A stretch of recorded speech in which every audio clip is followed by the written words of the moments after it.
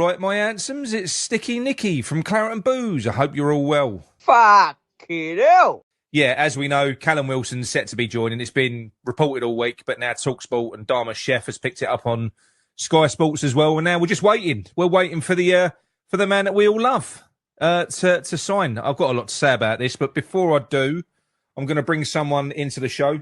Hello. Here he is. Hello, John. How you doing, mate? Doing all right, mate. Fucking hell. I think it's an absolute shit show. I just think at the minute, Sullivan's actually, you know what? I think he actually, well, he probably is, if the petition is anything to go by. I think he just knows he's untouchable. We miss out time and time again. So we're literally restricted. He's aligned himself with these fucking sharks. You know, they're all crooks, and we will only sign players. We'll get good players every now and then. We got Wan-Bissaka last year. But on the whole, the way we spend money is shit. I've always said to you, he's happy. He has no ambition, because ambition means he's got to spend and he can't siphon money out, right? Again, I don't know what more to say to people about the petition. This has been one of the worst windows after two of the worst years of football I can remember as a football fan. And people can't be asked to sign a fucking petition. There's no reason, no good fucking reason. Even if you think, oh, what do petitions do? What do they... Find out. It takes 2 seconds. How stubborn have you got to be? We're helping ourselves here. You're not signing that to help me or help anyone else. This is your club. How much more do you want to take before you put your name on a petition that says, I want these cunts out, done, dusted? How much more are you going to let him take the piss out of us? And that was that. Ryan, how you doing, mate? Yeah, I'm good, thank you, mate. I don't know, I think something weird round him. My light went off funny, my mic went off. It's like, I was thinking, oh, please don't. We're going live in about 10 seconds. You got it all back. You pulled it together. Is your mic facing the wrong way now? No, yeah, because I just moved it around. I was panicking. So he's pointing towards me. He's pointing towards me now. Oh, mate. Yeah, no, I'm all good, thank you, mate. How you been? Yeah, not too bad, mate. Not too bad. I'm glad it's a bit cold today. I've been struggling. I'm not built for the heat, so I'm it's got a nice breeze whipping through the loft, so I'm all right. I'm quite chilled tonight. But anyway, thanks everyone for joining me. I know many of you are going to be watching the Super Cup. Spurs currently beating PSG 1-0. I've had reports saying that Kudus is playing in the middle, Ryan, and looks absolutely mustard. So I don't know why we never thought of doing that. I ain't got a clue, but apparently that's what's happening there. Today's show, we're going to be going through the transfer window. What we've done, what we think we still need. We're going to rate it. We're going to talk about players that have gone, players that have come in, players that we've been linked with, and whether we think any more business will get done. The window's still open. Then we're going to give the season, the transfer window, a rating. Then we're going to go into our season predictions based on what we've got now. So West Ham season predictions. We're not just going to do position. We're going to do goals, assists, yellow cards. Who's going to get the little bit of fun on that as well.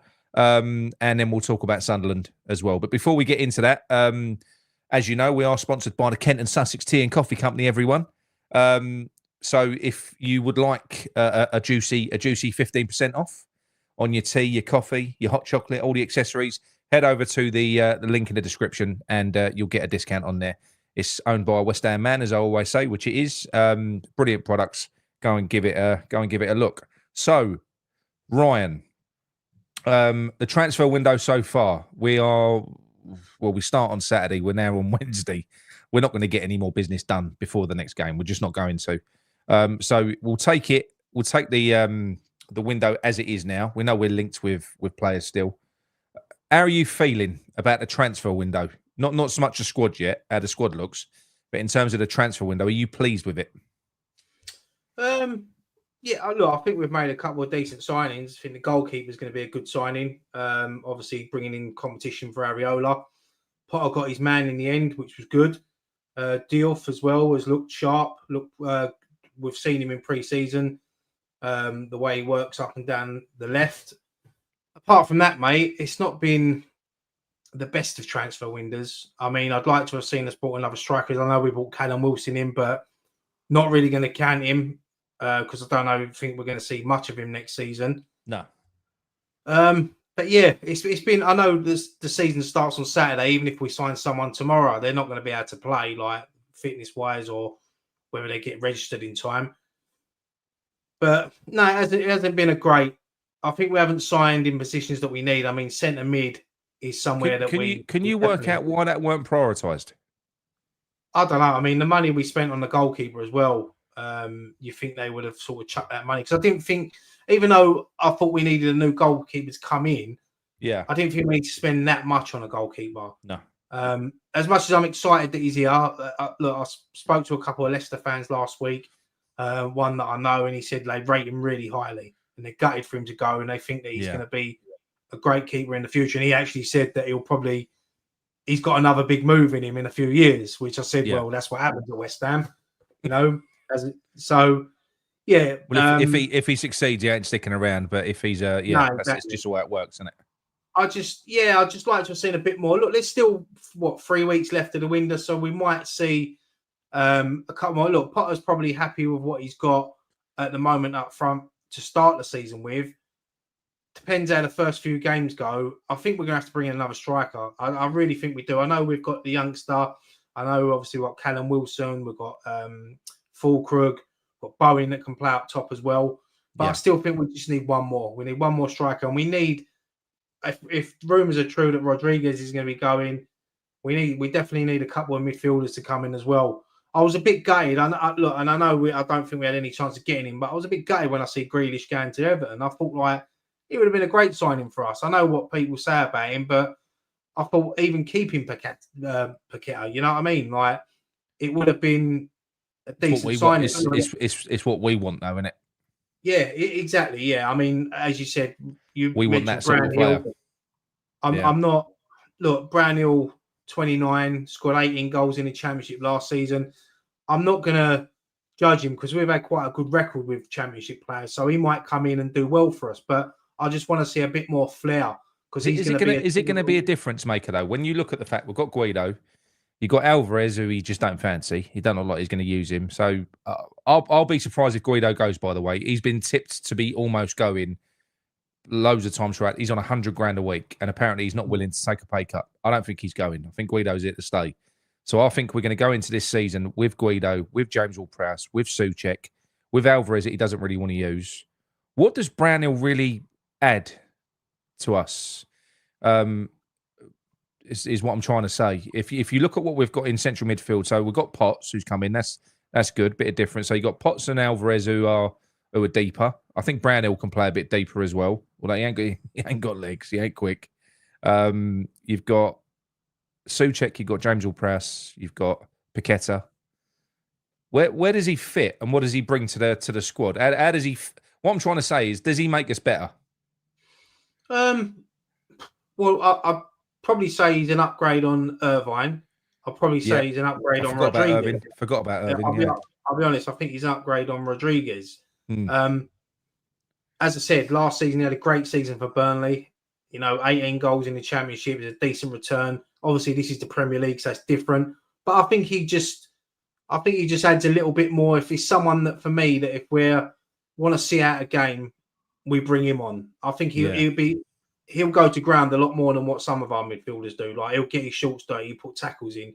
That's what I get from him. And I'm not going to judge him because we've had a good record with Championship players over the last few years, and he could come in and he could suit our system. He could improve us. But look, he's not a West Ham player yet. I think, as I agree with you, I think he will be a West Ham player. Free transfer. So it fits into what Sullivan wants, doesn't it? It does. It's very much Guido like, though. I mean, if you look at that, because if he comes in, he's going to be on 90 to 100 grand a week. He is, because he was on a fair whack at Burnley, surprisingly, in the Championship. So he's obviously run his contract down. He wants his last big move. He ain't coming here for peanuts. It won't be a short contract. So you're looking at 4 years. So for me, I just think when you look at the situation that we're in now, where we can't sell players. We can't. It's one thing getting them in on a free, but the commitment that you've got to these players when they're earning 100 grand a week, it's a lot of money. That's like 5 million a year, whatever it is, over over 4 years as well. So you think, why do they not fucking learn? We don't really need squad fillers. I think, don't you reckon, if you need squad fillers, from what we saw in pre-season, and I know it was only pre-season, but it was against Man United, that last 20 minutes, when you saw the ability of the kids and the uplift when they came on and the way that they played, if you need squad fillers, why don't you just, I'd rather just give a place to Alford or Earthy or Fearon or something like that. I just think you're bringing in players to block progression for me. That's the way I feel. Yeah. No, I agree, mate. I agree. And I think our youngsters have done great during pre-season. They've really stood out, especially Potts. Fearon, when he come on, he done well in pre-season in America. So, yeah, I agree. I think when you sign someone, like, you've got to sign someone that you think's good enough to be in your starting 11. You don't want to just sign someone just to sit on the bench and think, okay, we'll bring them on when we need them. I want players to sit on that bench, and I want our first team, the players that are starting, to look at that bench thinking, if I don't play well, he's taking my place and I'm on the bench. But, I mean, someone in the chat told me to basically shut the fuck up because what am I talking about championship players for? But as I said, Creswell, Antonio, Bowen, do you know what Dawson. I mean? And don't be dickheads, people in the chat. No, it's fine. No, it's all right, mate. I don't mind people telling me shut the fuck up. I don't mind all that. I'll get worse than that, mate. I'm married. But yeah, no, look, it's a risky signing. I'd rather see us go out and get a flair player, someone like I said, someone like I would have loved the Grealish, but we ain't going to get Grealish now because he's at Everton. Yeah. I mean, great signing for Everton. I said when I watched Everton in pre-season, I looked at their squad and I thought they're going to struggle next season. Mate, when we played them, when we played them, I thought they looked shit, really bad. So I thought that was in trouble. But they've also got Dewsbury Hall as well. Don't forget. Yeah, I'm going to say a couple good signings, Grealish, Dewsbury Hall. It just shapes them up a little bit better now. And yeah, it's I still think going back to what we need though, I think a couple of 2 midfielders and a striker, if we can get that in before the end of the transfer window, I'll be happy. Because I think at the back, I think we're all right. Yeah, well, we've got plenty of options at the back. I mean, my concern, and this, by the way, my concern with this goalkeeper, Hermansen, it ain't the goalkeeper. I know he's a good goalkeeper. I know he is. My concern is what I know this means. I know it means. Let me just show you something. 1 second. 1 minute. See if I can actually share this screen. Hang on.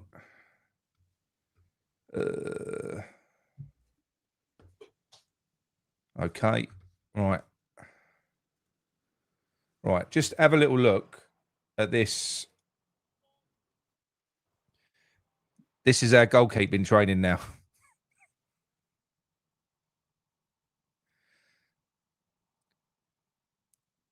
This fills me with terror, Ryan.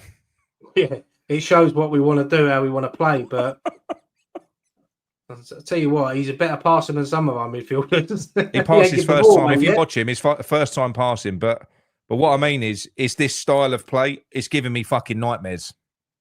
He looks comfortable, though. He looks comfortable at his feet. I think that's what one thing the Leicester fan did say to me the other day. He is good with his feet. He is confident as well. So if that's the way we want to play, look, you've got Wan-Bissaka on the right, Diouf on the left. Yeah. We're going to have pace. So it looks like the way they're going to play. But we've seen Areola try to do that, and we see it during pre-season. He can't do it. He can't do it. Nah. Yeah, he can't. What's happening? Oh.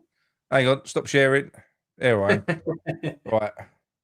My head just went massive then right on the screen. That's going to put a few people off there. Yeah, so for me, that's been my problem with it, because I know that this has been what Potter's wanted to do. And do you know what? I was half happy when we was going for that John Victor, because I know he ain't that type of fucking goalkeeper.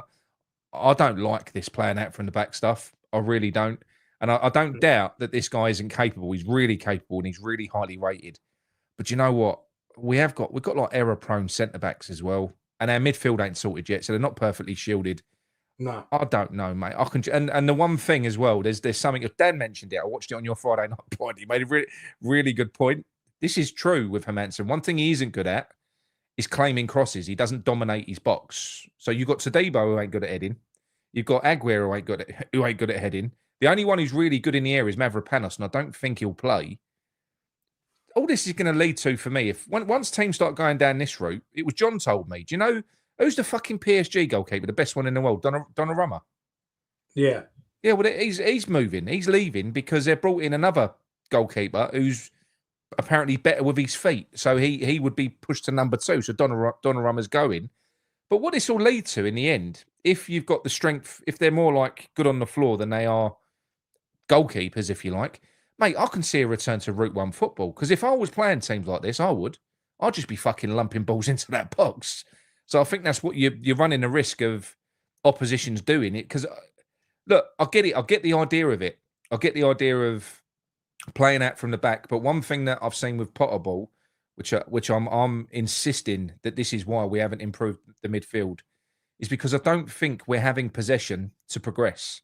We're not. It ain't possession to progress up the pitch. That's why we haven't really got the midfielders to do it. We always it's like keep ball just to stop the other team having it, and then when the wing backs go up, we do a Route 1 pass from Aguero to Debo out to the wide areas. So for me, I'm just thinking, fucking hell. I hope it works, but it seems really risky, mate.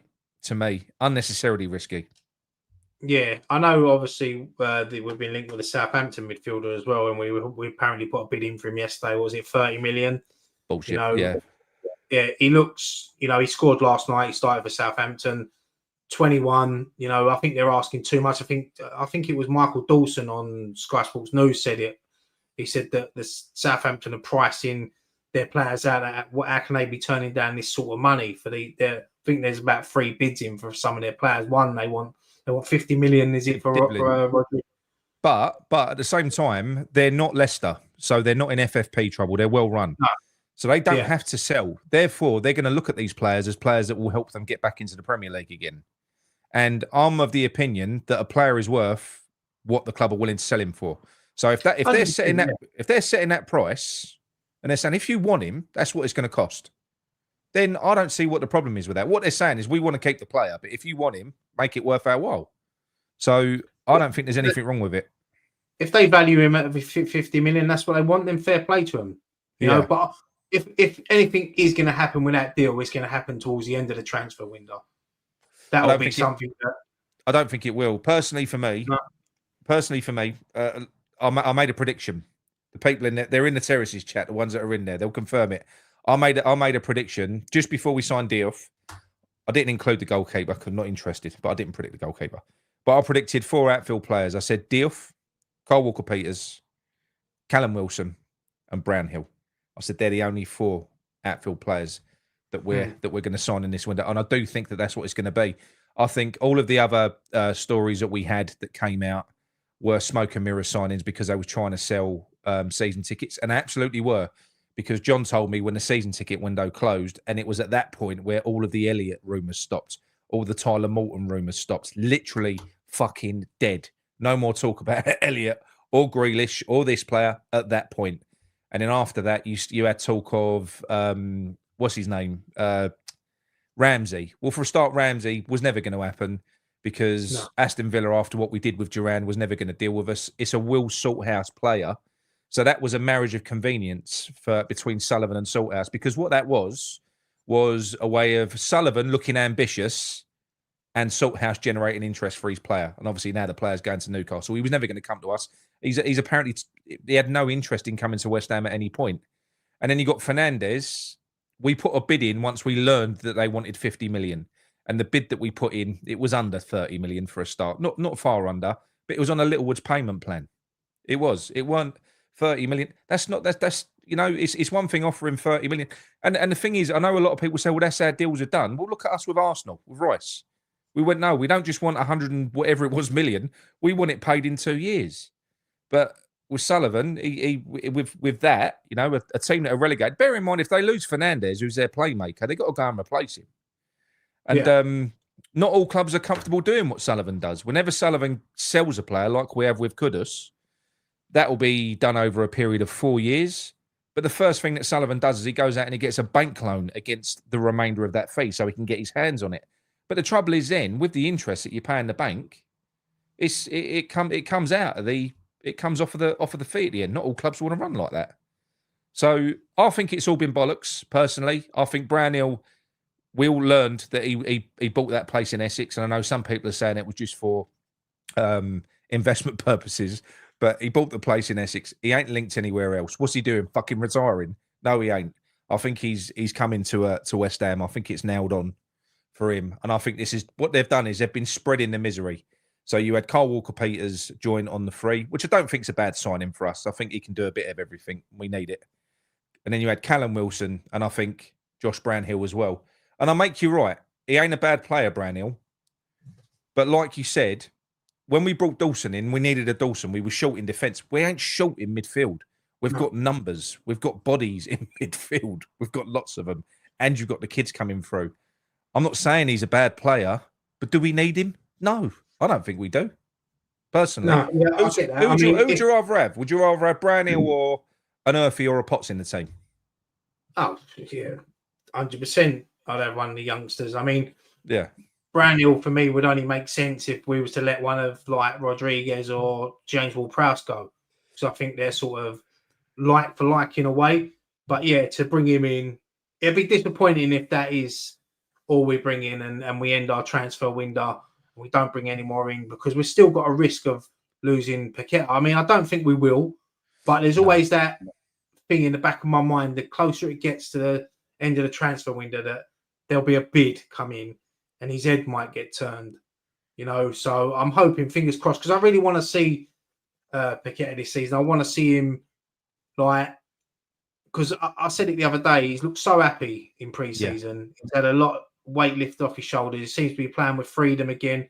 And look, if we have a happy Lucas playing for us, we're gonna have one hell of a player on. So 100%. The thing is against Lille. So in pre-season he was free.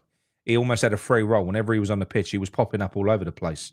I don't know whether you watched the Charity Shield, but if you looked at Eze, the way that Eze just everywhere, he goes where he wants.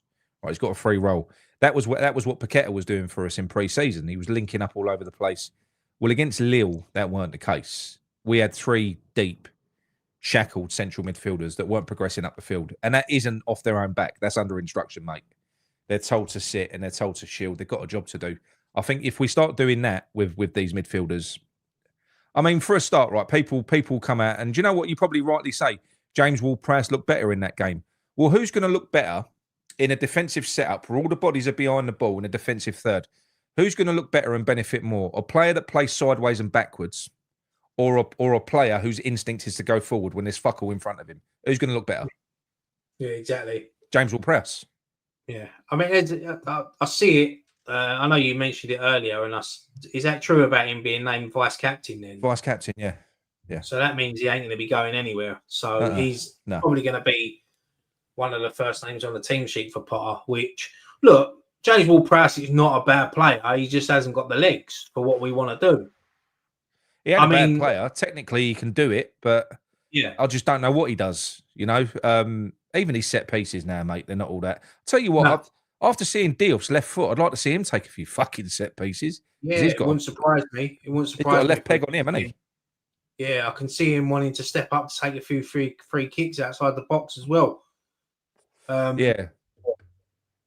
So for me, so that's kind of so in terms of where we're still weak, you're still saying central midfield and attack. Yeah. I agree with that as well, because as good as Fulkrug looks now, and he does, and it's great to have him back, and I've fallen in love with him a little bit, especially with all the pre-season videos, his character and that. But he's injury prone. You can't get away from that. So you can't kind of not have a backup for him, and I don't think we have a backup for him. I don't think we do. I don't think we've got one. The backup with Ball ain't even fit to start the season, I don't think. No. So that just tells you everything. We might as well just give Antonio a month's contract. Honestly, mate, you can't make it up at West Ham. Honestly, I'd love to see us go out and get that 40-50 million pound striker, young, hungry, like some. I'm not saying Isak, by the way, but someone like that. You know, someone like his style. I'm not saying that we're going to sign Isak. I'm just using him as an example. Like, but we never do we? We were linked with a player. We was linked with a player called Stassin. Do you remember? Earlier in this window, he was a young Belgian striker from one of the French team. He looks really good, and that's the sort of thing that I thought we was going to be doing. Because bear in mind, right, we've now got this. We're supposed to be doing things a Brighton way. So we've got Macaulay, we've got Potter, we've got a load of analysts, we've got a load of scouts. We've signed 2 free deal for side. We've signed 2 free transfers. We've signed 1 player from a relegated Premier League club, and it looks like we're trying to sign another player from a relegated Premier League club. For me, Ryan, that to me just looks like it's got Sullivan's paw prints all over it. All over it. Yeah, everything on the cheap, isn't it? That's all he ever wants to do. I mean, I'm not saying over the last 4 or 5 years they haven't backed the managers. They have put some money in, but it just seems like with Potter, he ain't got a pot to piss in. So No. I feel a bit sorry for him in a way, but look, start of the season on Saturday. Let's see what happens. It's going to be a difficult game going to Sunderland. I'm going to talk about that in a little while, but I am, even though we haven't got the signings in, I'm still excited for the start of the season. Football's back. Obviously, Friday night, Premier League kicks off. Yeah. Liverpool, Bournemouth. So, yeah, it's going to be interesting. It's going to be interesting to see people's moods come 5 o'clock on Saturday night. We're either going to be fucking happy with a good away win, or it's just going to be fucking. I'm just going to turn social media off. How much of your mood for a match is dictated by the lineup that you see before the game? Yeah, it does sort of, especially when you see the same players week in, week out that ain't getting results. But I know we're going into this season and we're probably going to have 9, maybe 10 of the same players that started last season. Yeah. Is that right? It is. We're probably going to have the same. So, but you've got to think of it as it's a fresh start. Let's see what last season's done now. It's finished. Let's move on. Let's just hope that we have a great start to the season, because as I said, it's going to be. I think we'll be all right, mate. I think we'll be all right to start off with. I do. I mean, we'll move on to the Sunderland review in a bit with that one. But just before we finish on the transfer window, rate it out of 10 where we are at the moment. Selling Kudus, bringing in Diouf, Kyle Walker-Peters, Wilson, and well, that's it, because we haven't signed Brownhill yet. So rate the transfer window. Yeah, and obviously the goalkeeper. Oh, and are we going to include Tadibo in it as well? No, we're not Clarence Hugh. See, that's how I'm clutching at the straws now. I'm sure we got a new tea lady as well. Does that count? Yeah, we've got a new psychologist. We've got a new goalkeeping coach. Fuck knows how many members. I think he's got 20 members of staff now, Potter. Yeah, rate it out of 10. I'll probably even me lights give up on that one. That's all right. I'll probably give it so far 4 out of 10, 5 out of 10. Yeah, I'd go. That's being generous. It's mixed. It's mixed in the chat. So what we got in the chat? We've got Hammers Mikey answered 5 and he's gone 1 out of 10. I'll go. So you got Randy 5. You got Ryan saying 3. Oh no, you got Memes saying 2 out of 10. Green Badge 2 out of 10. Sharky saying 5. Gaza 5. Randy 4. Gary 3. I'm gonna go. You can't change it. No, that don't work. Go with your first one, 3. I'm gonna go with 3 out of 10 at the moment. I think it's woeful. I think selling Kudus as well. Don't care what he was like last year. We know what sort of player he is. Selling him to Spurs. When we hear what we're hearing tonight, apparently Tottenham fans are absolutely raging about it. Not raging, they're over the moon about him in the central area, saying he looks fantastic. And they was 1-0 up against PSG. I don't know what it is now. 2-0 up. They're 2-0 up. Well, there you go. So that signing a goalkeeper for 15 million, which I don't think we needed. I don't think that's where money needed to be spent. I'm with you on that. Glad we got him, but yeah, I don't think that's where we needed to spend money. Diouf, good signing. But time will tell over the course of the season. I've got concerns about him defensively. I think that he is a left wing back. He ain't a left winger. He's not a left back. He's defensively not very good. So he's literally for this system. That's what he's for. So time will tell with him. But I like what I've seen so far. Kyle Walker-Peters looks all right. Looks all right. I mean, when he came on the right-hand side the other day, I don't know. It just looked like a pad shop Jimmy Somerville to me. That's what he looked like to me. But I'm sure he'll be all right. I was going to say another Jimmy then. And the and you've got Callum Wilson, and we know what we think of that deal. Look, he could surprise people. He could do. I doubt it. Could surprise people by staying fit. So I'm going to say 3 out of 10 for me. I think this is one of the worst windows. When you consider, if you go back to January, our only signing was Ferguson as well. So in 2 transfer windows to have just done that business is not good. So it's 3 out of 10. So when you look at it like that, are you happy that Potter's been backed? I don't think he's been backed. I don't think he's been backed like Lopetegui was backed. I don't think Harry's been backed how David Moyes was backed. He's just been given. He's basically come in and he's just been given shit and said, "Look, just get on with it. Just get on with it and see what you can do." I do feel a bit sorry for him in that way because there's probably targets out there that we might not even know about that Potter wants, but we've just been told. He's probably been just told, "Look, we can't afford that." Yeah, I mean, for me, right, I'll look at this a bit of a different way because I'm not happy with what I saw of Potter last year. So if I was a chairman, for a start, he wouldn't be here. But if he was, because I weren't happy with anything that I saw last season.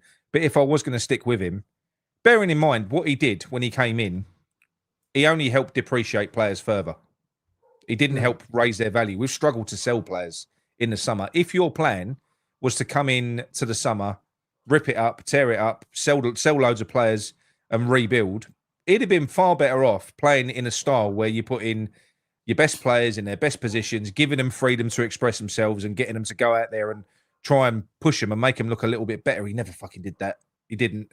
He played a really, really dull brand of football, which sunk values even further. The likes of Kudus, if he'd have had a storming into the season, it'd have been worth 30 million more, probably. So for me, I wouldn't throw everything at Potter. I actually wouldn't. I'm not backing Sullivan. Can't stand the fucker because I don't think he should be here. But for me, if it was my money, I wouldn't trust him to go out and spend it based on what I've seen. I'd be saying to him, show me what you can do. Because I think we'll all agree, apart from the gaps that we've got, he's got a good squad though, isn't he? He's got a decent squad with some good players. I'd be saying to him, go out and show me what you can do. And if you're good, come January, I'll back you. That's what I'd say. No, I agree, mate. I think that when you look at the squad on paper, it is a good squad. It needs improvements in some areas, but I think I agree with you. I think he's going to see what we can do in the first half of the season up until January. If we're doing well, he might get backed in January with a couple of good signings. Yeah. But yeah, I just think Potter at the moment is sort of 4 or 5 bad games away from losing his job under Sullivan. I think Sullivan would be ready to pull the trigger on him because he knows that he's going to get the backlash off the fans, and Potter unfortunately is going to have to suffer. But I think you would have to, wouldn't you?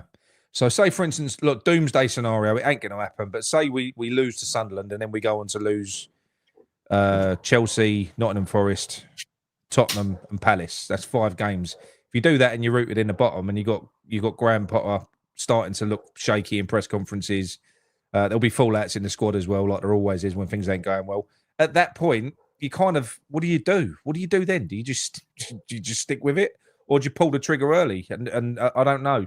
I mean, for me, what I want him to succeed. But if it's going to go wrong, personally, I'd rather a quick death. I would, because I'd rather move on. I don't want to suffer for a whole season again. We've suffered so long in the Premier League, Ryan. So I hope he gets it right, and I hope it comes good. But if it ain't right, and it ain't, because bear in mind, he ain't got a lot of players to bed in. There ain't much gelling that needs to happen now. He's got kind of almost a settled team now, so he should know his best team, I think, personally. So yeah, it's gonna be a lot pending on that Sunderland game. I think there's a lot of pressure on that game for him. Yeah, 100%. And look, Sunderland, they've gone out and they've spent big this summer for a team that's just been promoted. They've got 12 new signings in. They've signed a couple of proven Premier League players. Obviously, went out and signed Masuaku the other day, who we know very well. who played for us. It's going to be a difficult game. I think that on Saturday, I can see us getting a result. I just think the occasion might get to Sunderland a bit. And I think it's a lot of players to bed in. And where we've got a team that are used to playing with each other, whether we play well or bad, they're used to each other. But yeah, no, Sunderland ain't. And I agree with you, mate. If we don't pick up results in the first 4 or 5 games, or it's the same, he's in the shit. The fans have got all their right to show their frustrations as we do. And unfortunately, the managers and I don't think they're going to drag it out like they did with Lopetegui last season. I think that they will pull the trigger early. Yeah. With Yeah. Well, I'm in. Look, listen. If it's going wrong, I'm in favour. I'm in favour of it. He's had 6 months. He's got a couple of his own players now. He's got his goalkeeper in. It's a lot of money. We've never spent that much money on a goalkeeper before. Prior to that, we'd spent 10 million on. That's why I couldn't work out why people was going, the cheap option on John Victor. The most we've ever spent. 10 million on Areola. What was it? 7 million on Fabs. And before that, it was like 3 million on Rob Green. We've never spent loads of money on a keeper. But one thing I do want to do, I'll keep on forgetting. There's a lovely lady called Sarah's messaged me to give a very one of the Claret and Boozers, been watching us for years. A chap called Darren who's in hospital at the moment. A bit of a shout out. So Darren, I hope you feel better, mate, and thanks for watching. And I hope you feel better soon. All right. Yeah. Get well soon, Darren. Yeah, get well soon, mate. I'm not too sure what's wrong, but yeah. So sorry, I forgot on the last show, Sarah. Sorry. So moving into the next season very quickly, we'll get this out of the way, and then we'll try and lift it up, and we'll look for reasons to be positive. We'll go to your area, Ryan, and you can perk us all up. So the season predictions based on what we've got now. So forget Brownhill. Based on what we've got now, we do no more business. Where do you predict that West Ham finish next season? Top 17. Top 17. I don't think we get relegated. No, I think with the squad we've got now, I think we'll finish between 13th and 10th. I think we'll finish mid-table. You think so? You think mid-table? Yeah, I think with the squad we've got now, I think we'll finish about 13th, 12th, something like that. Okay. I can't see us struggling at the bottom. Well, I hope we don't. But yeah, I can see us finishing about between 13th and 10th, something like that. I don't think we'll get top 10, but yeah, there's a few people in it. I mean, Afro Memes is saying top 4. There you go. He's up for it. So you got Garino saying Ray of Hope saying 18th. You got Garino saying 10th to 14th. Can't say 10th to 14th. Put your you got to say where we're going to finish. Right. So you think we're going to finish where 13th? That's your position. I'll tell you what. I'm going to go right out there, and I'm going to say 11th. 11th. Oh, right. Yeah. I'm going to make a note of these. Right. Next one is who's going to be our top goal scorer, Premier League goal scorer. To be fair though, the way it's going, mate, 11th will be Champions League football in a couple of years' time. I know. But what was that? Top goal scorer. Top goal scorer. Top Premier League goal scorer. I think it will be Bowen. I think Bowen will be our top goal scorer again. And I think that he'll have a good enough season to maybe. How many goals is he behind Antonio now? He ain't far off. I don't know exactly how many, but he's closing down. I think another 10 goals or something will do it, wouldn't it? I think he might break Antonio's record this season. Do you think he'll score more than Fulkrug? So if Fulkrug's fit all season, would you like Bowen to be the top goal scorer, or would you like Fulkrug to be the top goal scorer?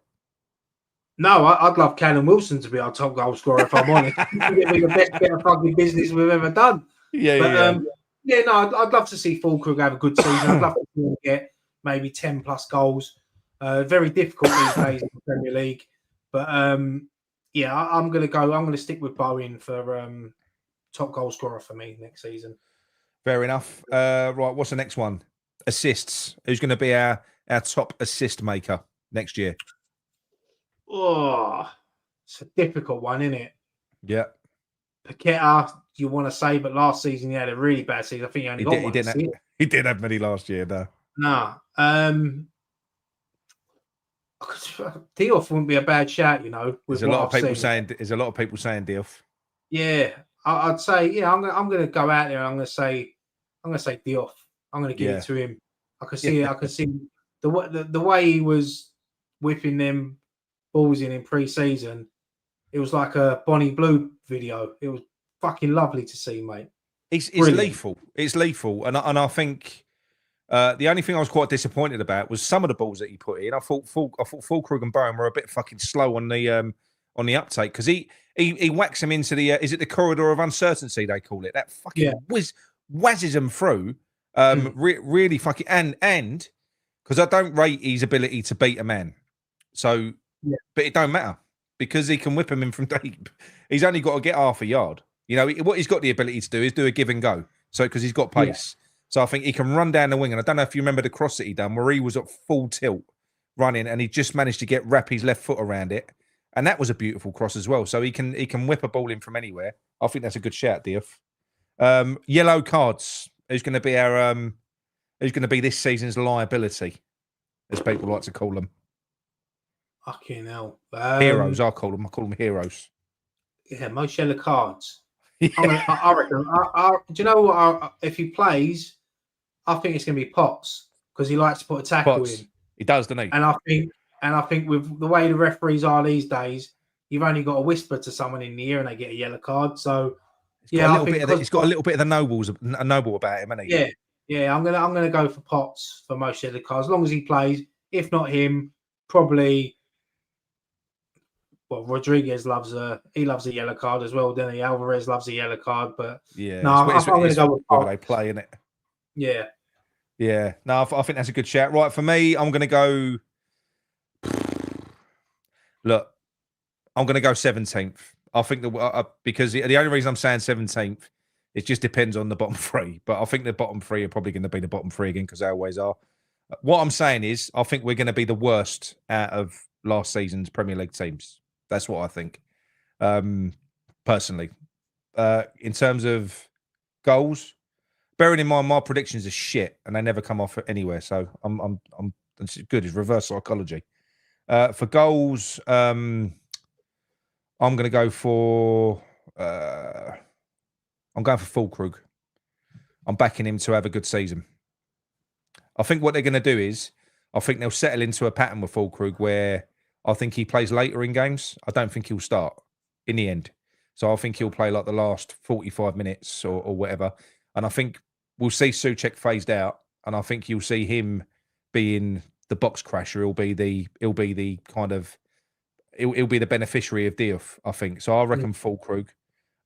Assists. I'm going to go Bowen. Bowen for assists. And yellow cards. I'm going to go Paqueta. Paqueta for yellow cards, I think. That's what I reckon.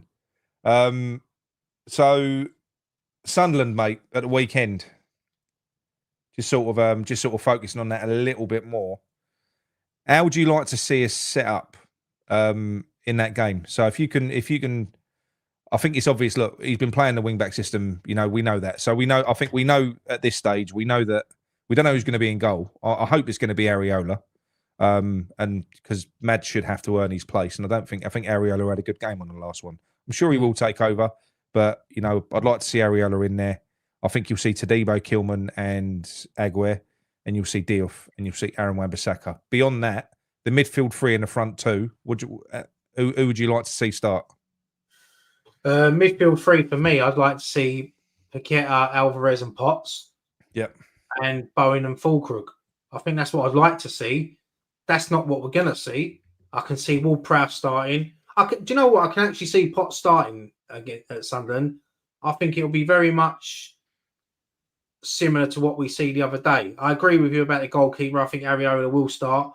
I think the goalkeeper's got to earn his place in the team. He'll probably get his chance in the League Cup, which we've just seen that we've got Wolves away, which is a difficult tie in the second round. So, yeah, and then obviously Fulkrug up top and Bowen. So that's what I'd like to see, mate. I just don't know if that is going to be the starting line. I mean, I don't know why we haven't seen a lot of Alvarez. I'm very surprised because he had such a good summer for Mexico. And I know why it is. I know why it is. It's because he's a progressive player, even though he's deep. If you have a look at the clips that I showed, I did a show on Alvarez. Even when he wins the ball back, he springs, he turns, he goes. He either drives it or he passes forward. He doesn't want it. He doesn't want it. He's already got one with Paqueta. No, I don't get it. I don't get it because that's what you want. You want, like, I mean, if we look at that starting lineup on Saturday and it comes out and we see Souček, Ward-Prowse and Paqueta, I'm thinking to myself, like, what the geezer's asking for the sack. Like, I like Souček. I know what he brings to the team, but for me, it's not a starter. You got to start giving Potts a go. You got to start giving like Alvarez, Potts. Let them try it out. If you're going to try it against Sunderland. You know what you're going to get. You know you've got your wing backs that are going to work. You've got 3 decent centre backs. Bowen is going to work for you. Fulcrum's just going to stay up there, and we're going to play off him. He's going to hold the ball up. I just don't get it. I just don't get why he wouldn't want to play that system. But look, I'm just a fan. He's a coach. He might see something different from me, but I think a lot of people would agree. I just feel like there's a certain amount of arrogance with coaches now, and there's a stubbornness. John made a really good point the other day. He said, "What makes Thomas Frank such a good manager?" He said, he hasn't got one set style when he takes on an opponent. He'll play one way against one team, and he'll play a different way and a different selection against another team. And you get these other managers that are they're obsessed with their system. You saw it with Company, with Burnley. He just refused to bend, right? Yeah. And at the end of that, he ended up getting rewarded with the Bayern Munich job. But he fucked Burnley. He kept on playing the same way over and over again. And when you ain't got the players, it's naive because you get hurt. I do think Potter's one of them. I do. Yeah, I just think he's obsessed with his system. You got to adapt to every team you play. Like, you can't set up the same against Sunderland and the same against Man City. You have to adapt. Like, and I agree with you. I don't know why a lot of managers do that these days. They just got no. It's a bit like Big Ange last season. He had his way, and that was it. Well, he was naive the other way. He was just attack, wasn't he? Just silly. We've seen it with so many managers, but then when you go back and you look at the great managers we've seen in the Premier League, Jose Mourinho would adapt to every game. Ferguson would adapt to every game. Wenger would do it. Jurgen Klopp done it for Liverpool. Slot was doing it last season. He wouldn't set up the same every game. He'd adapt. So I don't know why. Look, someone said there, Potter is stubborn. So if he's got his way and he thinks it's going to work, he'll keep doing it until it actually works, so he can turn around and say, "See, it works." But by that time, well, this is Corral. He took my boys over for a short while. At the end of this, he's a fucking amazing coach, honestly. And Corral, I'm not going to say why, but big love to you and your family, mate. Thinking of you at the moment. But he says, adapt to your opposition. Coaching 101. It's right. Of course, it is. It's so I can understand having your preference. This is what I was saying about last season with him. Even if you've got ideas of how you want to play, and you think, right, none of these players are right for what I want to do, but you've got 6 months. It's a bit of a free hit, really. Like towards the end of the season, especially once it became clear we weren't ever going to get relegated. He could have just basically just tried to play away, because he must know different styles of football. Play a different way just to pump the values up of the players. Fuck me. Just do something to make Guido look good. Nick, I'm smiling because I've just seen the scoreline. It's 2-2 now. Yeah, come on, Spursy, love it. 95th minute they equalised. Fucking brilliant. Was it a Kudus own goal? I hope so. Oh, I was just smiling. I think he's been taken off. I think they took him off and he's gone to shit. So yeah. Is that what they've done? I'm sure they've subbed him off. Let's have a quick little. We're live here. Let's have a quick look. Fuck me. Where's Tottenham gone? There they are. He come off in the 79th minute, and they scored in the 85th and 95th minute. Oh, Jesus Christ. That's brilliant. That's what I love to see. They was just teasing them, weren't they? That's all they was doing. Luring them into a false sense of security. So yeah, Sunderland for me. I'm the same as you. I'll go for the same midfield. I really would. I want him to do it because this is the thing. If I wanted him to get sacked, I'd be going, I hope you pick James Ward-Prowse, Souček and Guido. Fucking do it. Go on, do it. I don't. I'm desperate for him to put what he needs to do on the pitch for us to perform better. I think, this possession-based game, if he could, I could tolerate it if it was possession going that way, if it was going forward, if it was progressing through the field. So literally, playing out from the back, baiting a press, finding a bit of space in behind, and then working your way through up the field, creating chances that way. I could get on board with it. It ain't my favourite style of football. I much prefer Klopp ball over Pep ball. Out the two styles, I like. What was it Pardew said? I said it the other day. Didn't Pardew say something along the lines of, if you can't do it in 6 passes, it's pointless. You reset. Yeah, I think Roy Keane said a similar thing on the overlap a couple of months ago. He said, like, good teams should be able to score a goal within 3 or 4 passes. Yeah. Just cut you open, but we're not obviously that sort of level. But the thing is, when I look at if I think we start with the midfield that we want against Sunderland, imagine being 2-0 up, getting to the 70th minute, and you can bring on the likes of Souček, you could bring on Ward-Prowse, just to shore it up a little bit, see out the game. Then you can do that. I ain't got a problem with that. At that point, that's fine. But I just feel like with the way that we played against Lille, which was it was a flat 3. So that 3 were deep. They was just a defensive shield. They were. And it's mitigating risk with Potter all the time. That is all it is. And like I said, when he commits bodies forward to an attack, he wants to commit as few bodies forward as possible. So he likes those route 1 passes over the top, because if Wan-Bissaka does break down and then the other team come on the attack, our midfield's there, it's set. But I don't think you need 3. I think if you've got Potts and you've got Alvarez shielding, even if you wanted to be cautious and play 2 CDMs, just free Paqueta up.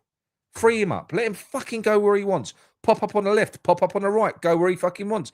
You need someone that's got the ability to just float around and drag that team all over the place.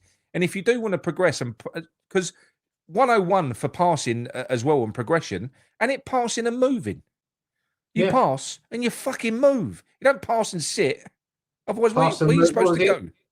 What was it? Pass and move like the Liverpool groove back in the day. You learn all this from a kid, Yeah. You learn the basic, simple rules of football and how to play, and you get it drummed into you. Play the way you're facing. Don't go across. It's just simple things like that. And I agree with what you said. You want to see Paqueta knock it off to someone, and then he makes the move, and then let the opposition follow him. Let him dictate the midfield, because we know he's so good and he can do that. And he had right off last season for him, it was a terrible what was going on with him, and we can't imagine what he was going through off the pitch. And we see him towards the end of the season. It got so much for him, he broke down in tears on the pitch. Yeah. And now let's hope that we have got our Lucas back, the one that's gonna win us games, create stuff, and he's got the ability to do it, mate. He has. And the thing is, if you go back to that, that 20-minute clip, we've all seen it. Do you know, like the Freddie Potts 20-minute clip from the Man United game? Yeah. Well, it's not 20 minutes, but it was when they was on the pitch. And the passing moves, mate, that was literally passing and fucking moving. And the other player who we ain't even touched on here is Guilherme. He's a player that looks like he's ready to go. We've got to be looking at getting him in the team. People in the chat are talking about Kante. I've not seen him, so I don't know. Hopefully he's good. They're saying he's a good box-to-box midfielder. Had a really good performance tonight for the under-21s. But I want to see Guilherme get some game time as well. And how do you feel about the shape? How do you feel about not having wingers at West Ham anymore and just having wing backs? Yeah, it's a shame. It's like, because I feel that when you've got 3 at the back, you're obviously losing an extra forward, aren't you? Yeah. So it's... Yeah, I mean, look, Diouf was brought in to do that. He was brought in to play as a wing back, left wing back, when he in a winger. He's someone for me that if you had a comfortable left back behind him, he could play as a left winger. He's got that ability. Yeah. As you said, like defending side, haven't seen that much of him like during pre-season, but going forward, one hell of a player. We know Yeah. he can cross the ball. Wan-Bissaka down the right as well. Great going forward. And to be fair to Wan-Bissaka, I think he's a good defender as well. Like, not many people beat him. You know, he always at 9 out of 10 tackles he'll win. He's got them Inspector Gadget legs, hasn't he? That he can just fucking put out and get the ball. That's his nickname, isn't it? Spider. He's got that spider legs, isn't he? Yeah. Like, you don't see him lose. Did you see him in the friendly? Was it the friendly last week? Or was it? He done one last week. He done one last week where someone got past him and he fucking come from the... You saw the bloke shit... It was the Bournemouth or Everton game when he just sort of dropped his shoulder and the player just slid to the floor and Wan-Bissaka just turned and went the other way. And I was just thinking, like, yeah, he's got that in his locker. He's a good player. Apparently, he makes one hell of a racket when he runs. So apparently, it sounds like a fucking herd of wildebeest coming towards you. You can hear him running. So when he's chasing a player down and you know it's Wan-Bissaka and you know a tackle's coming, probably makes you a little bit nervous, mate. I would imagine. Yeah, definitely, mate. Definitely. Because you know he is going to put a tackle in. But yeah. No, that's good, mate. Right. So to close the show down, mate, reasons to be positive. You know, a lot of us we're frustrated with the window. We're frustrated with, you know, what we've been watching for the past few seasons. We're looking forward to the new season, but we're worried about what we're going to be watching. But reasons to be positive, something to hang on to for the next season. Go on, what do you reckon? Rack your brains. Even if this is positive, even if we lose on Saturday, we're only 3 points off the top. So it's not all doom and gloom. We can cling on to that. And if we don't win the week after, we're only 6 points off the top. Look, I'm looking forward to getting football back. You know, pre-season's okay, but you want to see the competitive football back. And the Premier League is the best league in the world. Yeah. I'm sure there's going to be a few surprising results this weekend. It always happens on the first game of the season.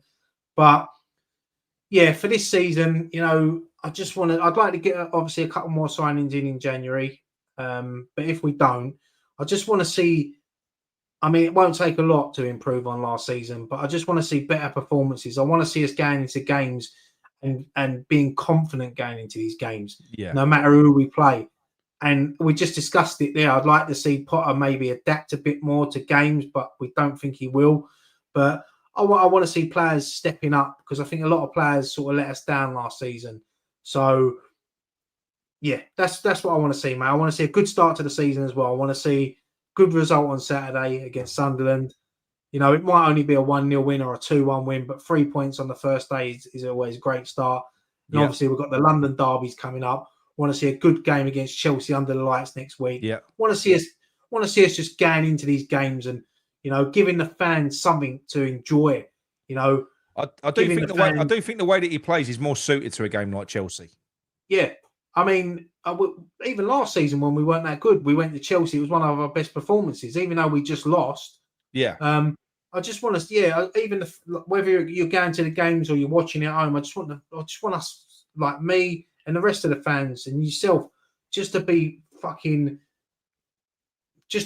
team to be proud of. Even if we lose games and we turn around and say, do you know what? They give it a go. We're not going to win every game. One thing's guaranteed, you are going to lose games of football. That's guaranteed. So I'm just, I'm hoping for that. I'm really hoping for that, mate. Yeah, I'm hoping so. What I'm hoping for, before I get into the positives, are I want to get that match day buzz back because no matter how negative I can be, you know, it always changes on a match day. So I could say to you on a Friday, we're going to lose tomorrow.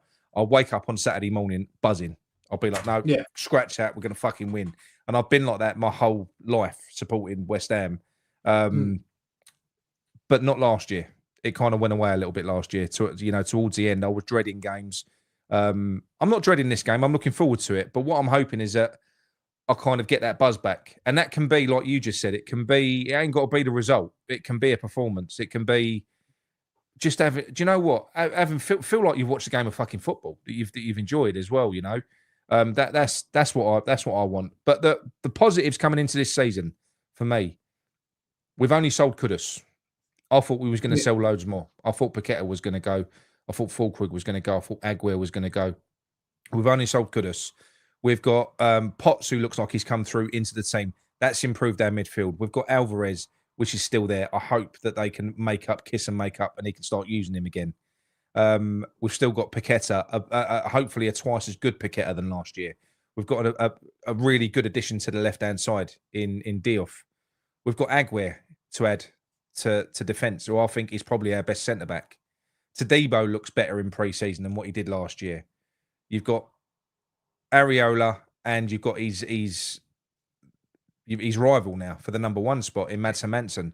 So hopefully we'll get the goalkeeper position, battened down between them, see which one fits better. We've got a fitter looking Fulkrug. So I actually think that in a weird way, even though we lost so many players and we've lost Kudus, I think that we've got a better squad now than what we had last year. Personally, now I think we have. I still think there's gaps, but I think we've got a better squad now, having not done much than what we had last year. And just based on that, just based on the fact that you've got like a Paqueta who's got the weight lifted off of his shoulders, we've got Aguirre back, you've got Potts coming in, you've got fucking Diouf, you've got a fit Fulkrug. Somerville's going to come back and going to be like a new player as well. So you've got Guilherme, who looks like he's ready now, doesn't he? Like in pre-season, he looks like he's bulked up.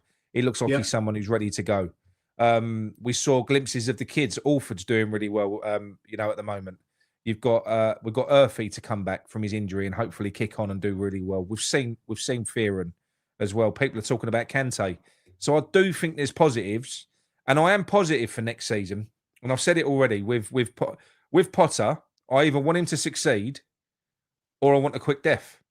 That's how I feel, because I think that we've got a lot of talent in this squad, and I'm not all about. I don't give a fuck who the manager is, Ryan. I support West Ham. I don't care. The manager's there. I want them to do well because I want West Ham to do well. But if they're not doing well, I'm not precious about it. They can fuck off, and we can replace them, get someone else in, and we can go again. It's only the man that picks a team, as far as I'm concerned. And if it ain't working, ditch it, go again. That's what I want to see. I would like to see that, and I hope he swims, and I hope he doesn't sink. Is what I hope. And there's a good chance it could. I agree, mate. And whatever we think of managers, we all want them to do well, because if they're doing well, West Ham are doing well, and we're happy. That's what we want to see. But one of the main things for me, mate, is performances. I want to see, like, I'm the same with you. I'll sit there all week thinking, I can't be bothered to watch this shit. It comes to match day, and I'm thinking, all over it, scrolling, can't wait to see starting lineup, who's starting, and then watch the game. Don't matter where you are, whether you're in the stadium or whether you're watching it at home or if you're out, you're always glued to your phone to see how we're doing. And I just want that. I just want performances. I want a good start as well. And I think when you said about the match day experience, I think starting at home on a Friday night, London derby under the lights, is a perfect game for the fans, because they've been waiting to go back. I know we moan about Stratford, but there's something always good about that first home game of the season. And I think a London derby under the lights, good game of football. I think that's what. I think it'd be a great. I just hope that we get off to a good start, mate. I really do. Really do. He needs to. He needs to, and I hope he does. He absolutely has to, because, like I said, as much as people want to say he's got a clean slate, he hasn't. Not really. Like we've already said, if he has a bad 5 games, he's fucked. But if he has a good 5 games, that's him set. I think he's set then, because I think if you can get, I don't know, if you can get 10 points on the board in the first 6 games or something like that, you're fine.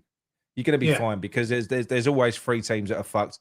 Then he can relax a little bit. Then he can maybe start trying to, fucking doing what he said he was going to do and entertain us. So hopefully that's what we see.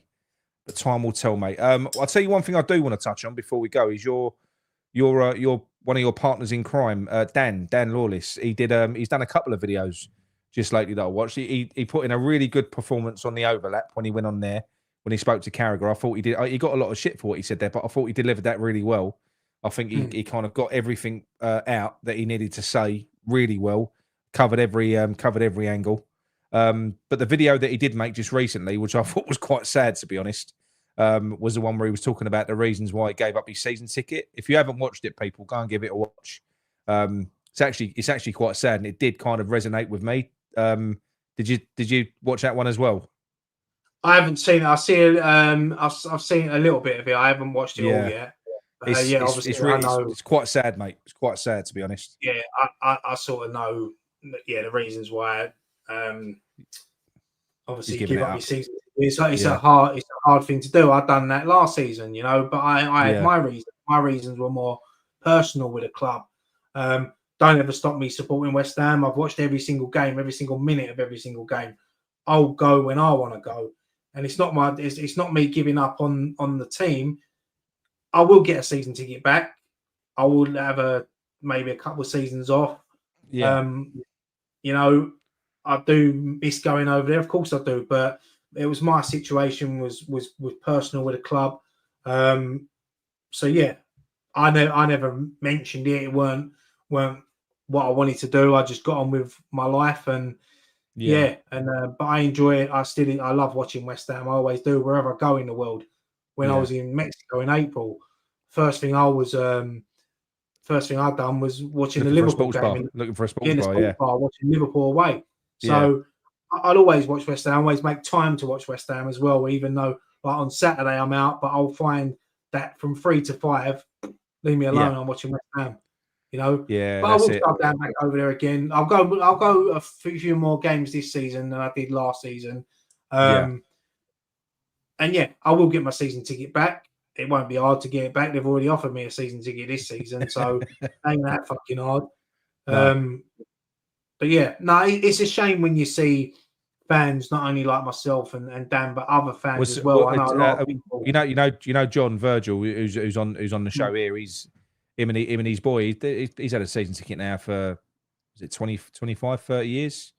And this season that was it. He's just decided that was the end of it. And it was the decision was made really by his son. It was his boy is sort of 15, loves West Ham, obviously, but made the heart wrenching decision, which it is for John. I think that's to give it up. I think that's what upsets me more, mate, when youngsters don't want to go. Because when I was 14, 15, all I wanted to do was play football and watch West Ham. All I wanted to do. Now I find that kids don't want to go. My mate was taking his boys for a few seasons. They don't want to go anymore. So he done the same thing. Because they're not going, he don't want to go because he feels bad. And I think you can understand it though, Ryan. Do you know, like when you started going over there at Upton Park, man, it was different, wasn't it? Do you know what I mean? It was fucking. And I know we like to reminisce, and we probably sound fucking boring now to people, but I can't help it. The longer away it gets, almost like the harder it's getting. A little bit for me. I mean, for kids these days, I mean, it's shit compared to what it was, mate. Oh yeah, of course, but I get that, but like, because they never knew Upton Park, and like now they're thinking we've got a 65,000 seater stadium. You know, you think they'd be excited to get over there, and I do see it. You know, when you see kids walking to the ground and they've got their kits on and they've got their names on the back of Bowen and their heroes. You know, it reminds me of me when I was a kid, and I used to walk down Green Street and the Barking Road with Julian Dick's number 3 on the back of my shirt. You know, it's memories like that, and that's what you love to do. But it's a shame that so many people are deciding to walk away now. But I understand their reasons, and it will hopefully get better, and eventually people will start going back. You know, it might take another 3 or 4 years for Sullivan to leave and a new board to come in, and it might change. But that sleeping fan base that we've got is fucking massive, and if you ever want proof of it, just go back to Prague. You look at the amount of people that were out in Prague, and then the next day they had the bus parade. Look how many people, you know, they didn't all fucking fly back the next day. Look how many people we had at the parade. One of my mates was a Spurs fan. He said to me after seeing all the videos from Prague, like the build-up of all the fans in Prague, the fan zone after the game, the parade the next day, he said to me that he couldn't believe how many fans there were. And I said to him, I said, mate, we are when we say we're a massive club, we're a big club. We're not a club that wins trophies, we know that. But as a fan base and a loyal fan base, we're fucking massive. We are. I know we sing it, and it's a bit of banter, but we are. When you look at us, you know, you can't go anywhere in the world without bumping into another West Ham fan. There's a massive fan base out there, and it proved it. But that's why it's so important. And the only reason that we are that way is because we was always different to everyone else. I don't think anyone really understood it. We weren't successful. We weren't. But you know what? It's like I just feel like we was a bit of you can say cool. I think we were it was a cool club to support, mate. We had something different. We was different to everyone else. It was like a proper tight knit, feisty fan base. It was like a family feel. We had our identity that we was really proud of as well. And that's something that they need to try and harness now. They have to build a fucking identity now. They haven't got to build it. We've got one. What they've got to do is harness that, bringing in the likes of Freddie Potts, maybe trying to play a bit more of a fluid attacking game, giving us that back. They've got to give the club some sort of identity back. We're never going to win everything. We're not. We'll get rid of Sullivan and we'll get some other dickhead that owns us. But but to keep people interested now in West Ham, you need that character, and the character is something that we're lacking now, Ryan. Oh yeah, massively. It's even like when you look back over the years, we've always had them characters in the team. They might not be the best players, but they're characters. Yeah. I remember growing up, and same as you. You remember someone like having a Johnny Moncur in the squad. Steve Lomas as well. Stevie Lomas. John Moncur, for me, is one of the most underrated West Ham players I think we've ever had. He was unreal. If he was in today's game, I'm not even joking, he would be an £100 million plus player. He was a lunatic in the changing room as well, apparently. Yeah. An absolute fucking... He's a bit... You know what? Randomly, last year, I bumped into him up London. I was on the night out with my missus. We was going to see Sister Act the musical, and I was in a pub. And as I walked to the toilet, I looked around and I thought, that's fucking John Moncur sitting there.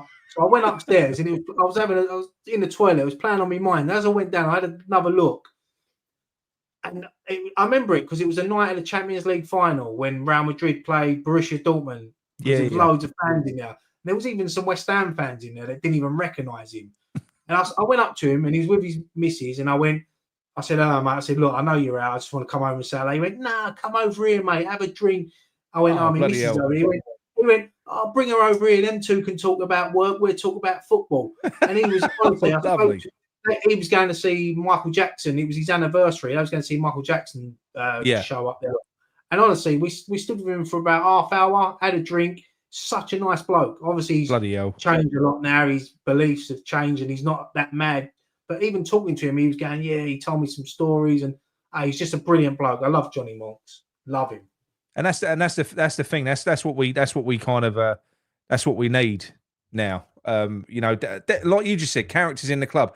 That's one of the main things as well that I'm scared about with Potter as well. Because I do feel like with the captains. I'm going to say one more thing about the captains. I do feel like a captain should be someone that is a leader of men. Do you know what I mean? That type of character, a leader of men. I think if you look at the West Ham squad at the moment, you've got Fulkrug. You've got Alvarez, and Potter's set his leadership team up as Bowen and James Ward-Prowse. I love Bowen. He leads by example, but I don't look at them two as that type of character. Do you? Sort of leader of men type characters. I get that. You want your captain to be a fucking nutter. Someone that's gonna. Yeah. If someone's on the pitch is getting in your player's face, your captain's going to come over and he's going to fight everyone. I know. Look, football's so different now these days. It's not like the characters we grew up watching. Even like the likes of Keane, Vieira, Dennis Wise, Julian Dix. Them type of captains. They might not be the most gifted, but they'd fucking give everything. They'd fight. They give their life for their teammates. 100%. You don't get that no more. They're like two nice guys, isn't they? Yeah. Where I think if Fulkrug was captain, mate, I think he'd be fucking chinning everyone week in, week out. Yeah, but do you know what else? Though I actually think that with Alvarez, I think if you gave Alvarez a responsibility, he don't get sent off for Mexico. If you gave him the responsibility of being a leader for the team, that's the sort of thing that could make him grow within the team as well, because he wouldn't go get him fucking sent off. I think the main issue that you got with someone like Alvarez at the moment is he's a proud man and he ain't appreciated. I mean, when he does play, he's doing stuff. You got James Ward-Prowse playing in the fucking six. That's his position. So I think it's almost insulting to a proud man to a degree. You're not going the right way. Wouldn't you think if you was Potter, wouldn't you want to harness these characters as well? When I spoke to Sports X, he's been involved in and around football for years, and he said you'll be surprised. He said when you get teams come out in a second half of games, he said throughout football, he said you'll instantly and they've transformed their performance. He said you instantly think, oh, fucking brilliant team talk from the manager. He said 9 times out of 10 it's a player in the changing room. Yeah. It's a player in a changing room that's gone fucking nuts. It's Yeah. gone mental in there. And I think So- you so- need them characters. Yeah, definitely. Someone just mentioned there, Billy Bonds, you know, the quiet, hard man. Yeah, You know, yeah. Yeah. Oh, what you'd give to have a Billy Bonds. No, fuck, I know. mate. I know. I wish that they just don't make players like that no more, do they? Unfortunately, it's such a different game now.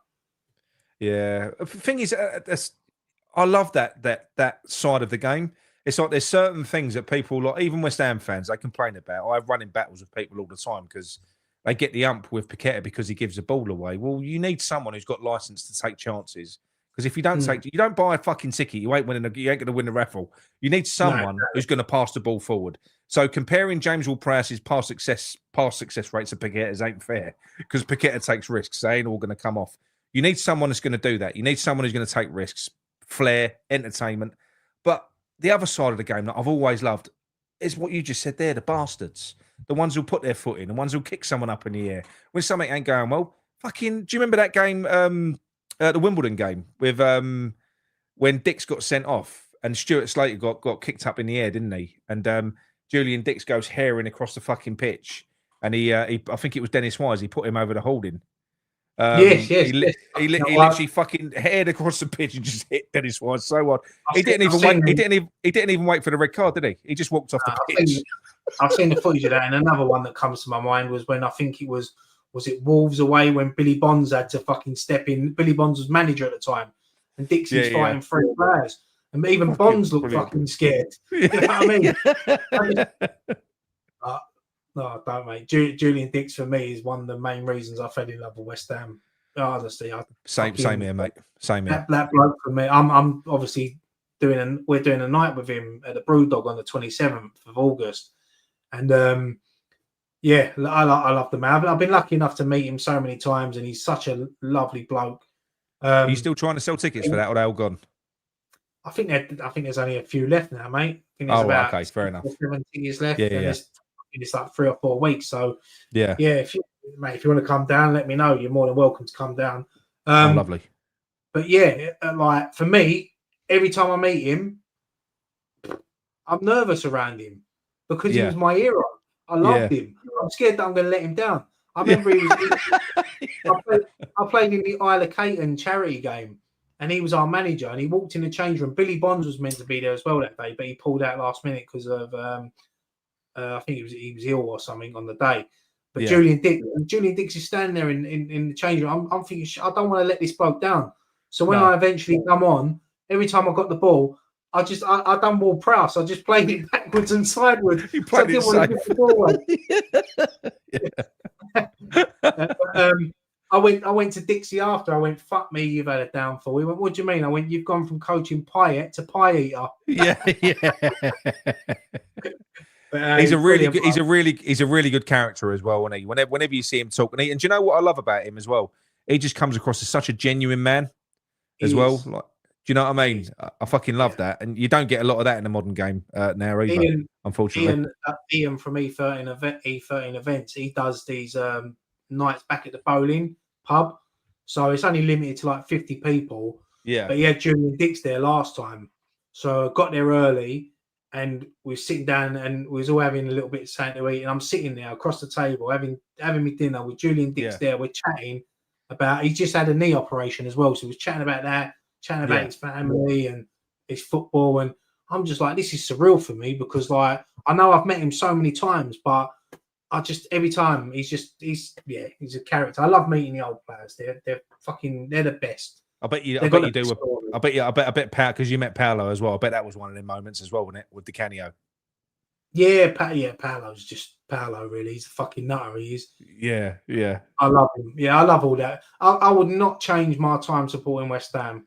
Like going back to the training ground when I was a kid, like especially in them later years of like my teens when I was about 13, 14. You used to go Chadley Heath all the time, and you had that license to literally stand next to the players' cars as they come in. Yeah. No, like waiting outside the gates. You was on them, like, and they were all fucking. None of them were arseholes. They all give you their time.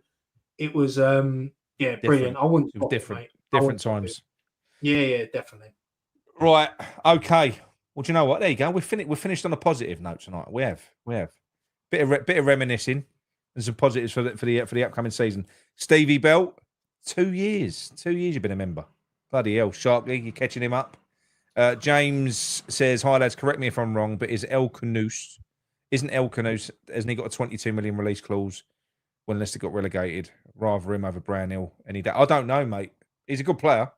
Canous, I don't know if he's got a release clause or not. But I'll with you on that. I'll take him. I'll take Ryan over Brownhill, to be honest, at the moment. And Hammers Mikey, thanks very much, mate. You gifted a Claret and Booze membership. Ryan, thanks very much for joining me again, mate. It's been a good show. Yeah, enjoyed it, mate. Thanks for having me on, and thanks for everyone in the chat getting involved. I love it. It's nice to do the live shows and you sit back, relax, get your topics, and then just go off script and talk. I think we went from talking about signing Brownhill to finishing off about talking about Julian Dick. So it's good. Thank you for having me on, mate. Always that's quality. Cheers to everyone in the chat as well. Sorry I didn't sort of throw many comments. I can't do two things at once. I can't. I physically can't. So, but thanks for everyone for watching us, and we'll see you again soon. There'll be a pre-match show, I'm sure, before the weekend. So yeah, speak to you soon. Come on, you irons.